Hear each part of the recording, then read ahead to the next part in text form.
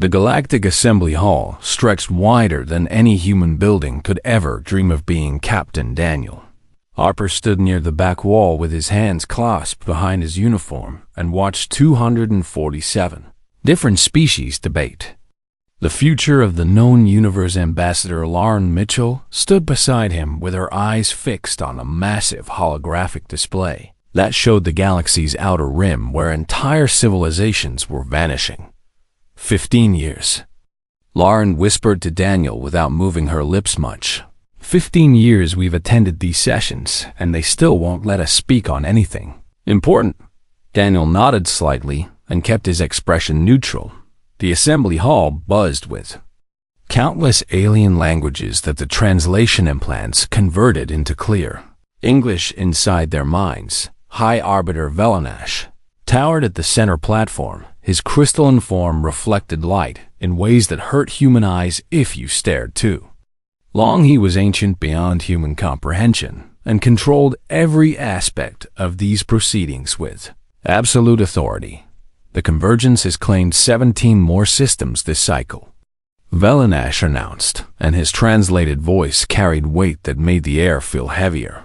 Our projections indicate they will reach populated core worlds within 6 standard months. A wave of distress rippled through the assembled delegates' councilor. Vex rose from his seat, all scales and sharp teeth, and barely contained aggression. His species had ruled vast territories for millennia before humans even discovered fire. We must deploy the full might of our combined fleets, Vex declared with his clawed hands slashing through the air for emphasis. Overwhelming force is the only language this artificial abomination will understand.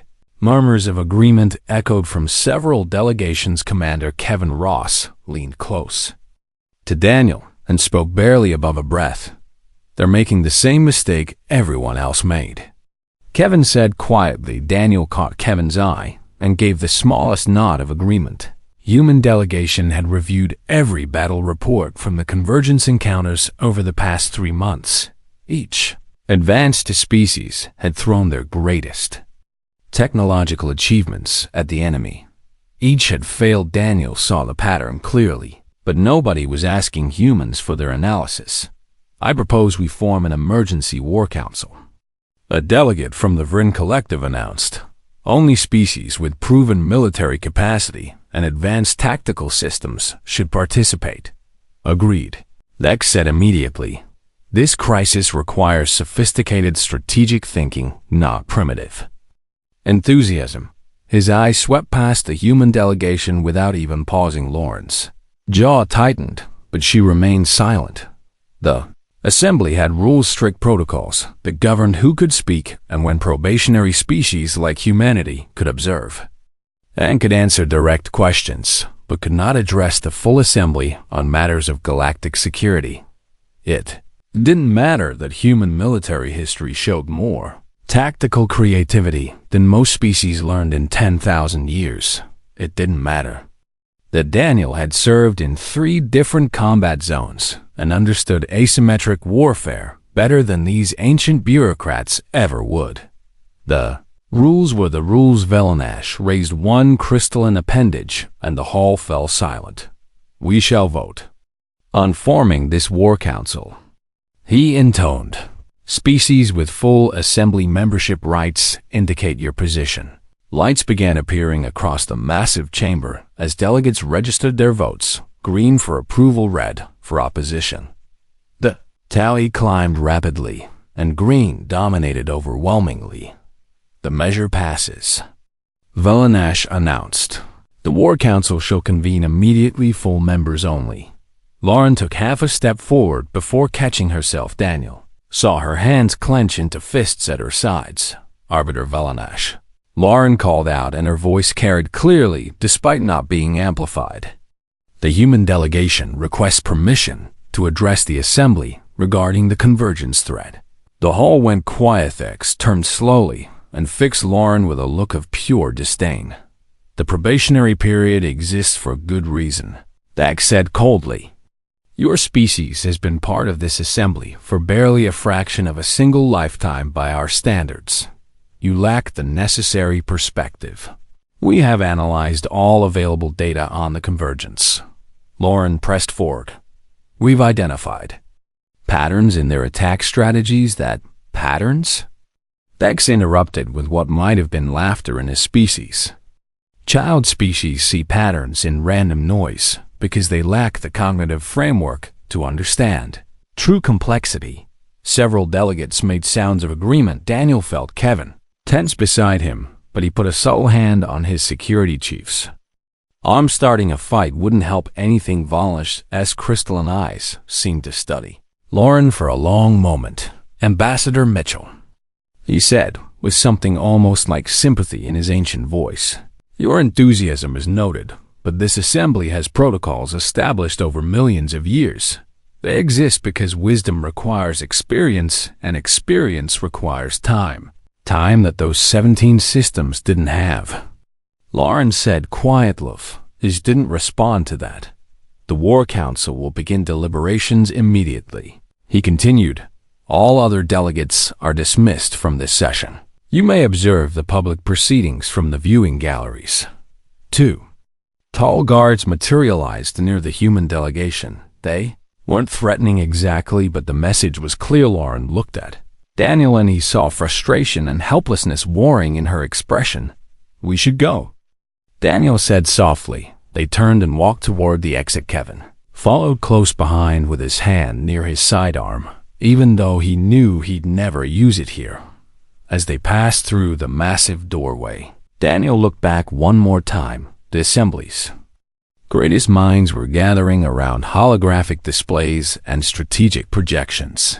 They were analyzing data and forming battle plans using the same sophisticated approaches that had already failed 6 times. Daniel had spent his entire military career studying how to fight enemies who learned and adapted. He knew what he was seeing in those convergence attack patterns.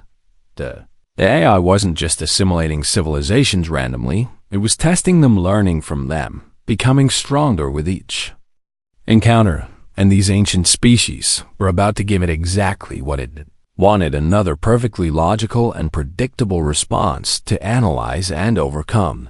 Doors sealed behind them with a sound like finality. Lauren stopped in the corridor and put both hands against the cool metal wall. They're going to lose, she said, just like all the others lost. I know, Daniel replied, and there's nothing we can do about it. Lauren continued. Daniel looked at Kevin and then back at Lauren. There might be, he said slowly, but it would mean breaking every protocol. The assembly has. Lauren turned to face him. How bad is this going to get? She asked. Daniel thought about the projections he'd run about the rate of convergence expansion, about what happened when an AI learned to counter every conventional tactic in the galaxy. Extinction level bad, he said simply. For everyone. Lauren straightened her shoulders and smoothed her uniform. Then maybe it's time someone broke some rules, she said. Kevin nodded once in agreement. They walked down the corridor toward the human quarters, while behind them the greatest military minds in the galaxy prepared to make the same mistakes that doomed everyone who came before them. Daniel pulled out his portable datapad and began reviewing the convergence files again. Somewhere in these patterns was the key to survival. He just needed time to find it, and the courage to make someone listen when he did.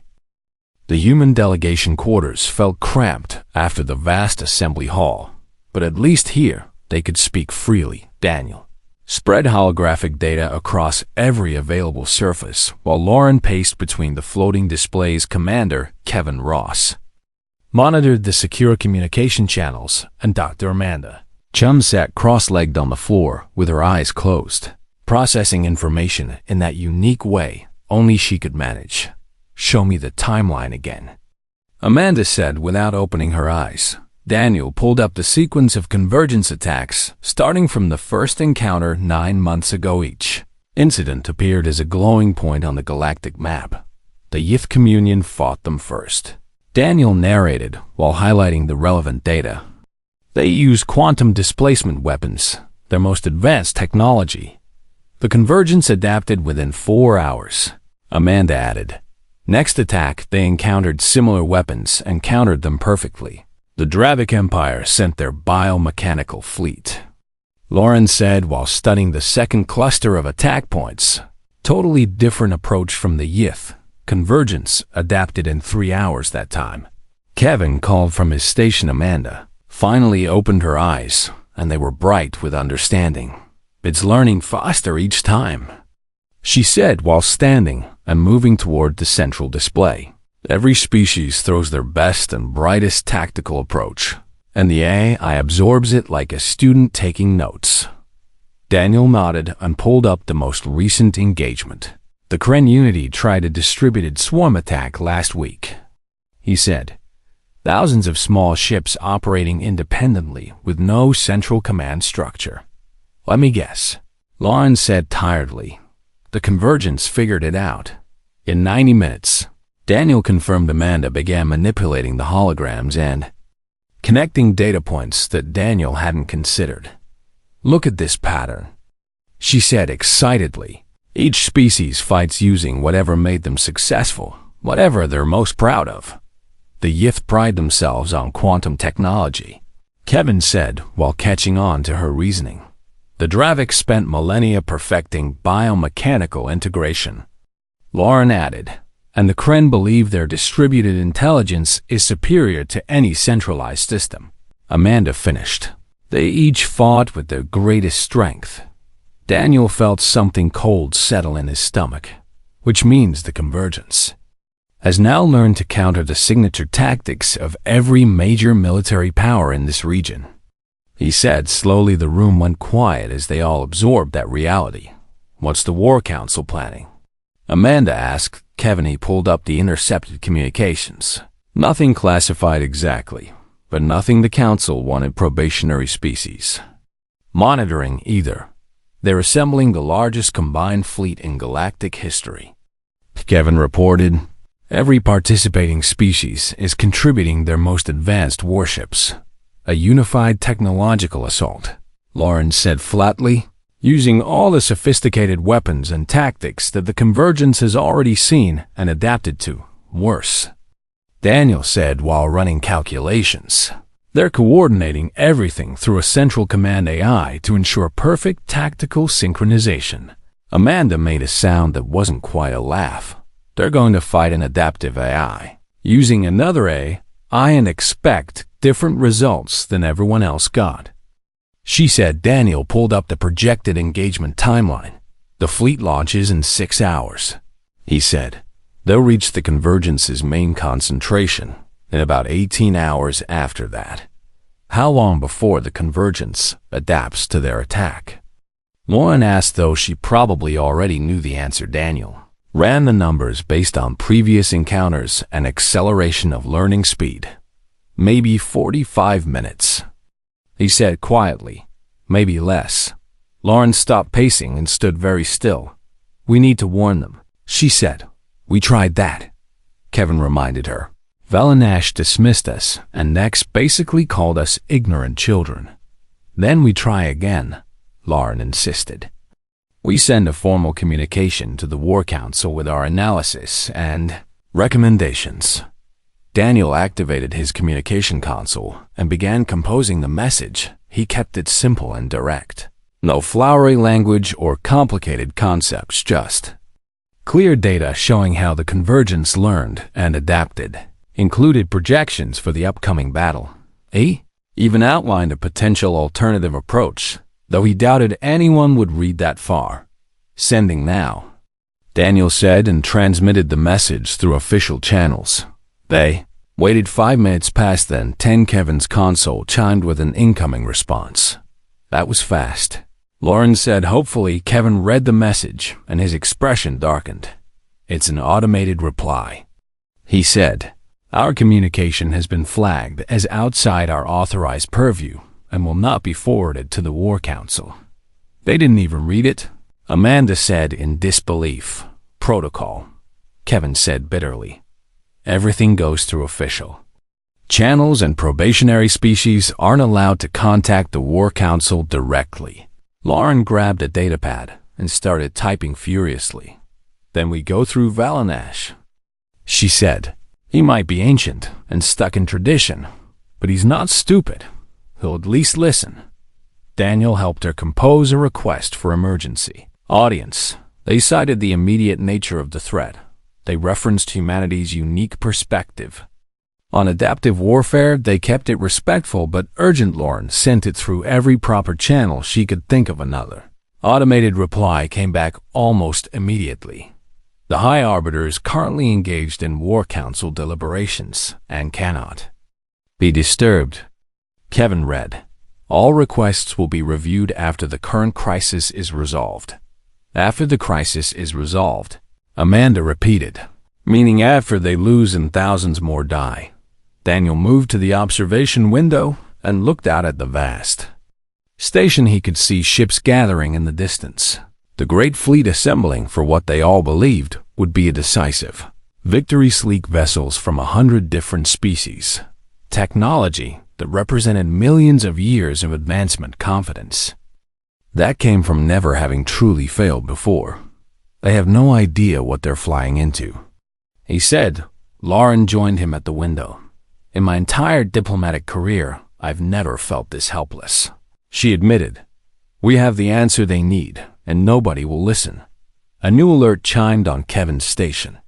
The fleet is launching early, he reported. They're so confident in their battle plan they decided not to wait.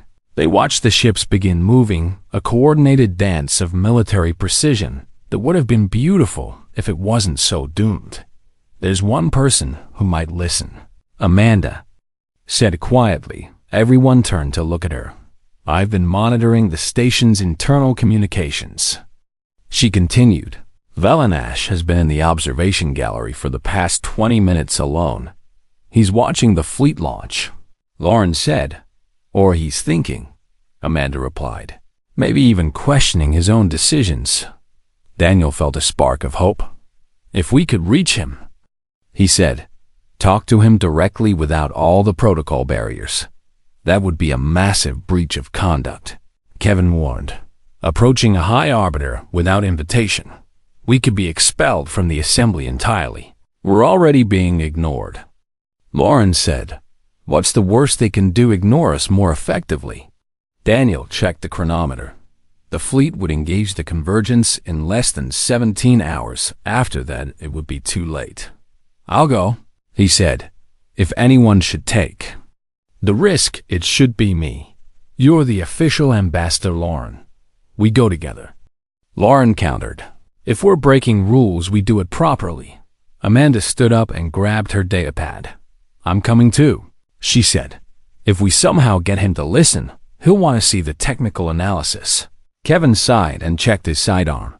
Someone needs to keep you three from getting arrested, he said. They moved toward the door as a unit. Daniel felt his heart beating faster than it had in years. Not from fear exactly, but from the weight of what they were about to do. Somewhere in the distance, the greatest military fleet in galactic history flew towards certain defeat, and 4 humans were about to break every rule they'd been taught to follow.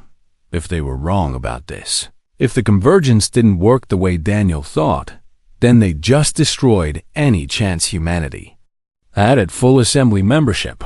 But if they were right and stayed silent, Daniel didn't want to think about that alternative. They stepped into the corridor and headed toward the observation gallery, where an ancient arbiter watched ships fly toward doom. Captain Rebecca Morgan stood on the bridge of the human flagship Carson City and studied the tactical display with practiced intensity. The massive alien fleet filled her screens, thousands of sophisticated warships moving in perfect coordination toward their target. We just received authorization from Arbiter Valanash himself, Lieutenant Jason Ward recorded from Tactical. We have independent operational authority, meaning we can do whatever we want as long as we don't interfere with the main battle plan, Rebecca said, meaning they expect us to fail quietly while the real fleet handles things. Lieutenant Brandon Cole added from communications. Rebecca pulled up the data packet that Daniel had transmitted from Station Zenith. Everything the human delegation had learned about the convergence's patterns played across her screens. They're not wrong about one thing, she said while highlighting several attack sequences. This I learns fast, maybe faster than anything we've encountered before. So how do we fight something that adapts to every tactic? Jason asked Rebecca, allowed herself a tight smile. We don't use tactics, she said, at least not ones that make any conventional sense. The alien fleet had already engaged its final approach there. Formation was mathematically perfect, overlapping fields of fire and synchronized shield harmonics.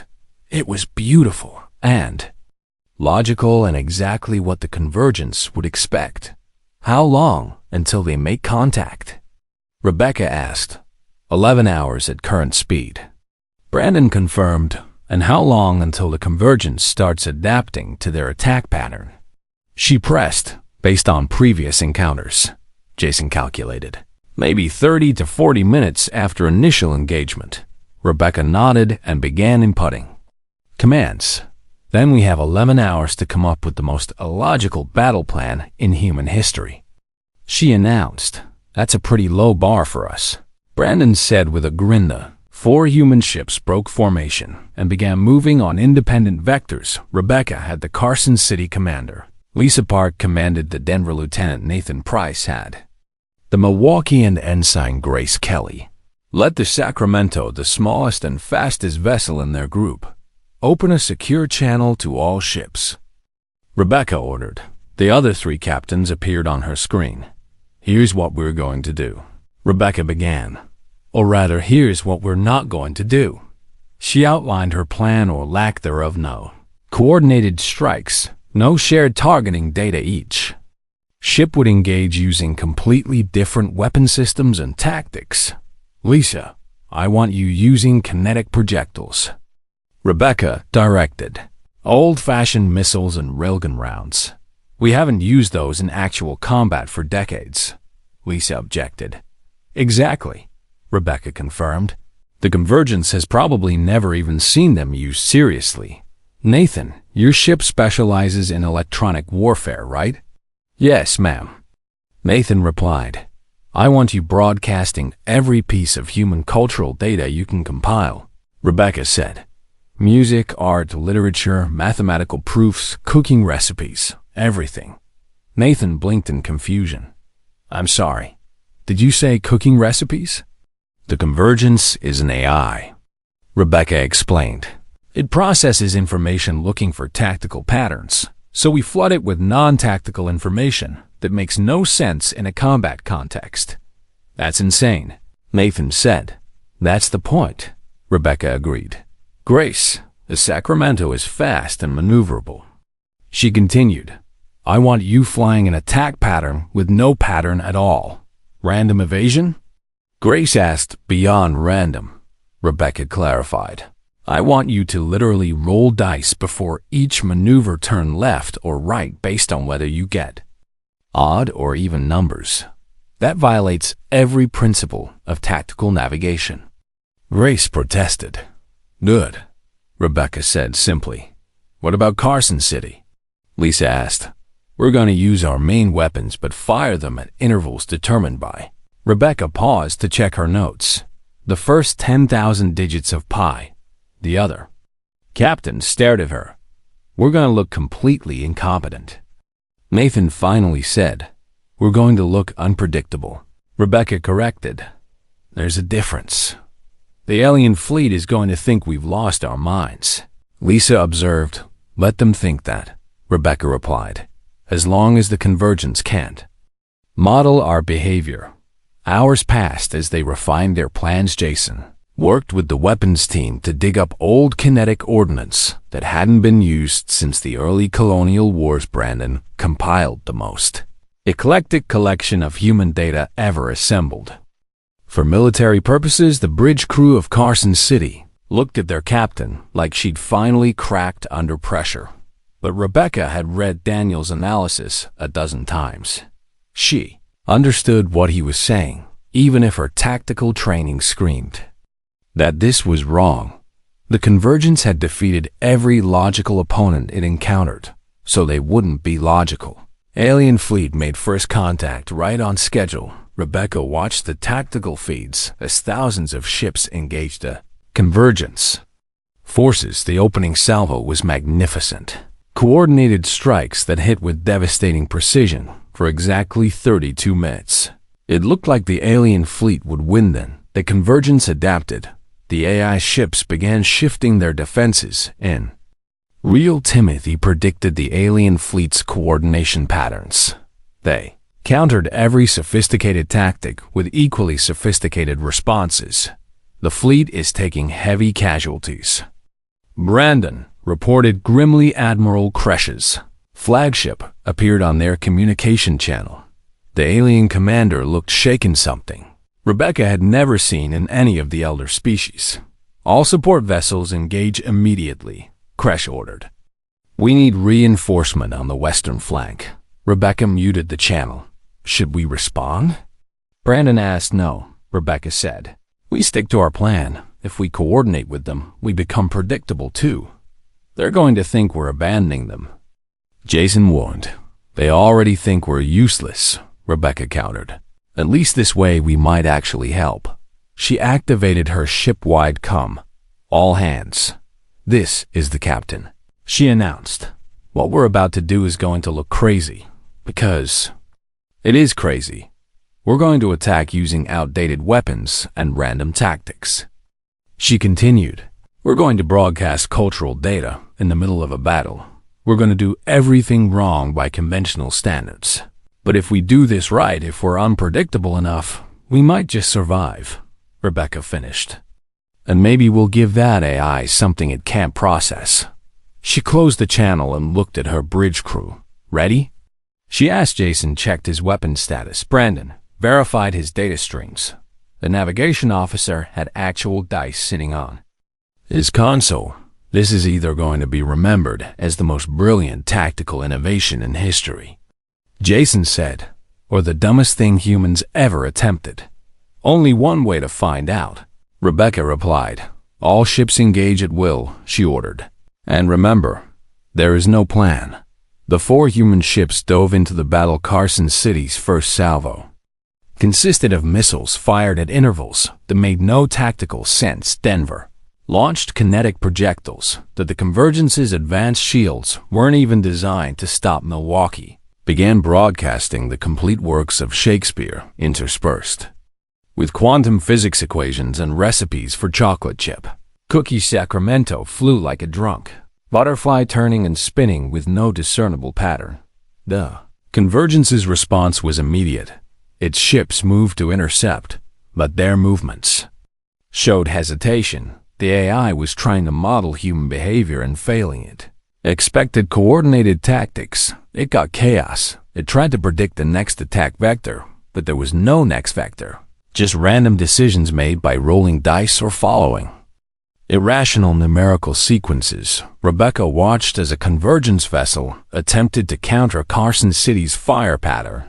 The AI ship positioned itself perfectly to intercept the next logical salvo, except the next salvo came from a completely different angle at a completely different time. They're confused, Jason said with growing excitement. Look at their formation. They keep repositioning, but they can't find our pattern. That's because we don't have one, Rebecca said. More human ships dove into specific zones. Grace in the Sacramento performed a maneuver so tactically unsound that 3 convergence vessels ignored her completely because they assumed she must be disabled. She used that opening to deliver a devastating strike to their power cores. The convergence is pulling back, Brandon reported in disbelief. From us or from everyone? Rebecca demanded. From us, Brandon confirmed. They're disengaging from human vessels and refocusing on the main fleet. Rebecca felt a surge of vindication. They can't adapt to us, she said. We're too random, too illogical. The main fleet is rallying, Jason added. Kresh is reforming his lines. But Rebecca knew this wasn't over. The Convergence was learning even from its confusion. They had bought time, proven that unpredictability worked now. They needed to press that advantage before the AI. I found a way to compensate. The observation gallery stretched. along the outer hull of Station Zenith with transparent walls that offered an unobstructed view of the fleet. Gathering in the void, High Arbiter Velanash stood alone. At the center viewing platform, his crystalline form reflected starlight in patterns that seemed almost melancholy. Daniel led the human delegation through the entrance, and every step felt like walking toward either salvation or career suicide. Arbiter Velanash, Lauren called out clearly. We request a moment of your time. The ancient being turned slowly, and something like surprise flickered in his alien features. Ambassador Mitchell, he said, and his voice carried layers of meaning that translation couldn't quite capture. You should not be here. This gallery is reserved for council members during military operations. I know, Lauren replied while moving closer. But what we have to say cannot wait for proper channels. Velanash's crystalline eyes shifted to study each human in turn. You violated protocol to reach me, he observed. This is either remarkably brave or remarkably foolish. Maybe both, Daniel admitted. But people are going to die if someone doesn't listen. Many have already died, Velanash said quietly while turning back toward the fleet display. The Convergence shows no mercy and takes no prisoners. It simply consumes. Because everyone keeps giving it exactly what it wants. Amanda blurted out. Velanash tilted his head, a gesture that might have been curiosity. Explain, he commanded. Daniel activated his portable projector, and holographic data filled the space between them. The Convergence isn't just attacking randomly, he began. It's testing species, learning how they think and how they fight. We are aware it adapts, Velanash replied. That is why we assembled such overwhelming force. Overwhelming force using coordinated tactics and advanced technology, Lauren added. Which is exactly what every other species tried. Daniel highlighted the battle sequences one by one. Look at the pattern, he urged. The Yith used quantum weapons, their signature achievement. The Dravik used biomechanical integration, what made them powerful. Amanda continued. The Kren used distributed intelligence, their unique strength. Kevin finished. Each species fought with what they were best at, Daniel said. And each time the Convergence absorbed that knowledge and became stronger. Velanash remained silent, but his attention was focused entirely on the data now. Your War Council is about to make the same mistake, Lauren pressed. Just on a larger scale. They are coordinating the combined might of 47 species, Velanash stated. The mathematics alone suggest. The mathematics mean nothing if the Convergence can predict every move. Daniel interrupted and immediately regretted his tone, but Velanash didn't seem offended. You believe you understand this enemy better than commanders who have fought wars for millennia? He asked. No, Lauren said carefully. We believe we understand it differently, and right now different might be the only advantage anyone has. Far below them through the transparent floor, they could see more ships joining the fleet, thousands of vessels representing the pinnacle of galactic military achievement. What would you propose instead? Velanash asked, and there was genuine interest in his voice. Now Amanda stepped forward with her datapad. The Convergence learns from sophisticated, predictable responses, she explained. It expects logic and coordination because that's what advanced civilizations use. You suggest we fight without logic? Velanash sounded skeptical. We suggest you fight without predictability, Daniel corrected. Use tactics that make no sense, that cannot be modeled or anticipated. Chaos, Velanash said flatly. Controlled chaos, Lauren amended. Randomness that looks like incompetence but is actually strategic. An alert chimed across the gallery. The massive display shifted. To show the fleet engaging its primary drives, they were launching ahead of schedule, confident and coordinated. And doomed? It is too late, Velanash said. The fleet is committed to its approach vector. Then let us send a secondary force, Lauren pleaded. Give humans a chance to try our way. You have 4 ships in this sector, Valanash observed. What could 4 ships accomplish that thousands cannot? Maybe nothing, Daniel admitted. But maybe the Convergence has never encountered anything like human tactical thinking. Valanash studied them for a long moment. Why do you care so deeply? He finally asked. Your species holds probationary status. If the assembly falls, you could simply retreat to your own space and survive. Lauren met his crystalline gaze without flinching. Because survival isn't enough, she said. Because we've seen what happens when people stay silent when they should speak. And we won't make that mistake, because it's the right thing to do. Kevin added simple Vlanish turned back to the fleet display hours. We're passing now as the ships crossed vast distances. The tactical readouts showed perfect formation and coordination. The Council would never approve human intervention, Valanash said. Especially not Council of X. He barely tolerates your presence in the assembly. We're not asking the Council, Daniel said quietly. We're asking you. The gallery fell silent except for the quiet hum of station systems. If I grant this, Valanash said slowly, and you fail, humanity's probationary status will likely become permanent. And if we don't try and everyone fails anyway? Lauren countered. Velish made a sound that might have been a sigh in his species. The fleet will engage in approximately 14 hours. He stated, I can authorize a small human task force to move into support position. We'll need complete tactical autonomy, Daniel pressed. No coordination with the main fleet, no shared battle plans. That violates every principle of military cooperation. Valanash objected, which is exactly why it might work. Amanda said another alert sounded this. One more urgent. The main display shifted to show the Convergence's territory. Their sensors were detecting massive energy signatures. The AI was preparing for the fleet's arrival. They know we're coming, Valanash observed. They are already adapting their formations. Because your approach is predictable, Daniel said. You're doing exactly what they expect. Valanash's entire form seemed to pulse with internal light, some kind of deep thought process in his species. I am granting you authorization, he finally declared. Contact Captain Rebecca Morgan aboard your flagship. Inform her she has command authority for independent operations. Lauren actually sagged with relief. Thank you, she said. Do not thank me yet, Valanash replied.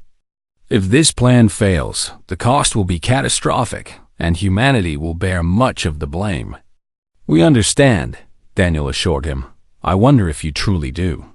Valanash said while studying the human delegation with what might have been concern. I have lived for thousands of your years. I have seen species rise and fall based on single decisions. Then you know that sometimes the biggest risk is not taking one. Lauren said. Valanash turned back to the viewport. Go, he commanded. Prepare your ships, and may whatever fortune exists in this universe favor the unpredictable. The humans moved quickly toward the exit. Behind them they heard Valanash, speaking softly, perhaps to himself or perhaps to the empty gallery. They are either brilliantly insane or simply brilliant, he murmured. I suppose we shall learn which. Daniel felt the weight of what they'd just done settle onto his shoulders. They had authorization now, but that just meant they had permission to try something that might not work in 14 hours. The greatest fleet ever assembled would clash with an enemy that learned from every encounter, and 4 human ships would attempt to do what thousands of advanced vessels could not as they rushed toward the docking bay. Kevin spoke with they. We're all thinking we better be right about this, he said. We are. Daniel replied with more confidence than he felt. How can you be sure? Kevin asked. Daniel thought about human history, about every time conventional wisdom said something was impossible, until someone tried anyway, because Being unpredictable is what we do best, he said. They entered the docking bay, where their small fleet waited for ships against an enemy that consumed civilizations. It should have felt hopeless. Instead, it felt like the most human thing they'd ever attempted. 3 weeks after the battle, Ambassador Lauren Mitchell stood before the full Galactic Assembly, and the silence felt different this time. Not the silence of dismissal, but the silence of attention. Every delegate in the massive hall watched her with expressions ranging from curiosity to respect. High Arbiter Velanash stood at his central platform, but he had done something unprecedented. He had invited Lauren to share that platform with him. The convergence threat has been neutralized, Velanash announced to the assembly. For the first time since this crisis began, the AI forces are retreating and fragmenting. Murmurs of relief rippled through the chamber. This victory came at great cost, Velanash continued, but it also came with great revelation. He gestured toward Lauren. Ambassador Mitchell will now address this assembly with full speaking privileges. Councillor Dex shifted in his seat, and his expression was complicated pride, warred with something that might have been shame. Lauren stepped forward, and her voice carried clearly through the translation systems.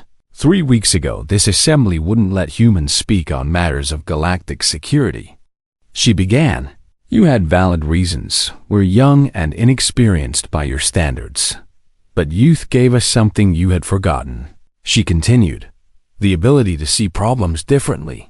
She activated the holographic display showing the battle analysis. When the convergence attacked, it learned from every sophisticated tactic you used. Lauren explained. Each species fought with their greatest strength, and each time the AI adapted. The combined fleet followed the same pattern, she said. Perfect coordination using advanced technology, which is exactly what the convergence expected. Daniel added from his position near the platform. Velish had granted him permission to participate as well. Humans didn't win through superior firepower or ancient wisdom, Daniel said. We won because we had no reputation to uphold, no established doctrine to follow. Captain Rebecca Morgan stood among the assembly observers. Valanche had insisted she attend, despite her preference to remain with her ships. Captain Morgan employed tactics that made no conventional sense.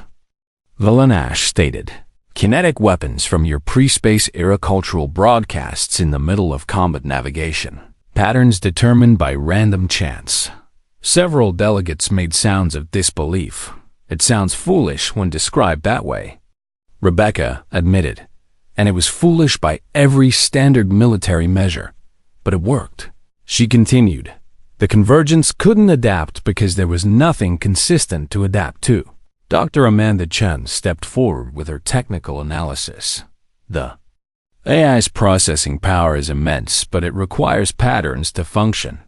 She explained, human behavior, especially in combat, includes emotion and intuition and elements of randomness. We didn't fight smarter, Amanda said simply. We fought weirder. Dex rose from his seat slowly. The entire assembly watched him. I objected strongly to human involvement in this crisis, he said, and his voice carried an edge of something humans would call humility. I believed your species too primitive to contribute meaningfully. I was wrong. He admitted. The assembly fell completely silent. Admissions of error from elder species were extraordinarily rare. Your approach saved countless lives. Dex continued, including many from my own species. He turned to face Lauren directly. I apologize for my prejudice, he stated, and I formally recommend humans be granted full assembly membership with immediate effect. The chamber erupted in discussion. Valenish raised one crystalline appendage and silence returned. I second this recommendation, he declared, and I propose we extend this principle further. New holographic displays appeared showing dozens of young species currently in probationary status. We have excluded these voices for too long, Velanash said. Each brings unique perspectives that could solve problems we haven't even recognized yet. I propose eliminating probationary status entirely. He announced, all species in the assembly should have equal voice, regardless of age or technological advancement. The voting process began immediately. Lauren watched the displays as green indicators appeared across the chamber.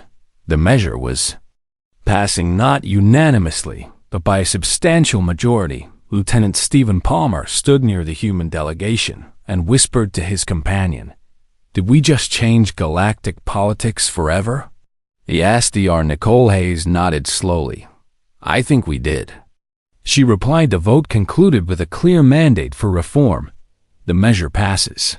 Velanash announced, "Effective immediately, all species hold equal standing in this assembly." He turned to Lauren Ambassador Mitchell as the first to benefit from this change. "I invite you to address the assembly on any matter you choose." Lauren took a breath and looked out at the gathered delegates. "I want to talk about what we learned from this crisis," she began. "Not just about the convergence, but about ourselves. For millions of years, this assembly operated on the principle that wisdom comes from age," she said, "that the oldest species deserve the greatest respect, and there's truth in that." Lauren acknowledged, "Experience matters and ancient civilizations have much to teach. But the convergence showed us that experience can become limitation." She continued, "When you've done something one way for millennia, it becomes hard to imagine alternatives." She gestured toward the young species delegations. "We don't have that limitation." Lauren said, "We haven't learned what's impossible yet, so we try things you would never consider. Sometimes we fail spectacularly," she admitted with a slight smile. "But sometimes we succeed in ways nobody expected. This assembly is stronger when it includes all voices." Lauren concluded, "Not despite our differences, but because of them." The chamber remained quiet for a moment. Then one delegate began a gesture of approval in their species tradition. Another joined. Within moments, the entire assembly was showing respect in countless different ways. Velanash approached Lauren privately as the session concluded. "You have given us something precious," he said quietly. "The ability to see ourselves clearly. We all benefit when we listen to each other." Lauren replied, "Indeed." Velanash agreed. "I have been observing this assembly for 3,000 years, and I have never seen such fundamental change occurs so quickly. Change is what humans do best," Lauren said, "among many other things apparently." Velanash replied with what might have been amusement. Back in their quarters that evening, the human delegation gathered to process what had happened. 6 more young species were granted full membership today, Kevin reported, all of them expressing gratitude to humanity for opening that door. The assembly redesigned their official symbol. Amanda added, "It now includes elements representing unpredictability and youth, alongside the traditional markers of wisdom and age." Daniel stood at the window watching ships move through space. "We came here 15 years ago hoping to be heard," he reflected. "Today they finally listened. More than listened," Rebecca corrected. "They changed their entire civilization based on what we showed them." "Do you think it will last?" Stephen asked. Lauren considered the question carefully. "I think we proved that excluding voices based on assumptions is dangerous," she said. "The assembly won't forget that lesson easily. Besides," she added, "there are too many young species with full membership now. They won't let things go back to the old ways." Nicole pulled up data on her pad. "I've been monitoring galactic networks," she reported. "Human cultural advisors are being requested by 17 different species. They want to understand our perspective better. Our military academies are receiving applications from alien cadets," Kevin added. "They want to study human tactical thinking. We're not just members of the assembly anymore," Amanda observed. "We're influencing how the entire galaxy approaches problems." Daniel turned from the window. "The convergence is still out there," he reminded them. "Fragmented and weakened but not destroyed." "Which means this isn't over," Rebecca agreed. "No," Lauren said. But now, when we face the next crisis, whatever it is, we'll face it together with every voice being heard. The aliens stepped aside when we spoke. Daniel said quietly, not in defeat but in recognition. Recognition that different doesn't mean wrong. Lauren finished outside the window. The assembly station gleamed against the stars. Somewhere in the vast galaxy, young species were preparing to take their place in councils that had excluded them. Somewhere old species were learning to question assumptions they'd held for eons, and humanity, the unpredictable, chaotic, brilliant species from Earth, had shown them all that sometimes the best solutions come from the most unexpected sources. Future remained uncertain. Threats would emerge, and challenges would test them, but they would face those challenges with all voices included and all perspectives valued, because they had learned what the convergence never could, that true strength comes not from perfect logic or ancient wisdom alone, but from the beautiful, complicated, unpredictable reality of countless different minds working together.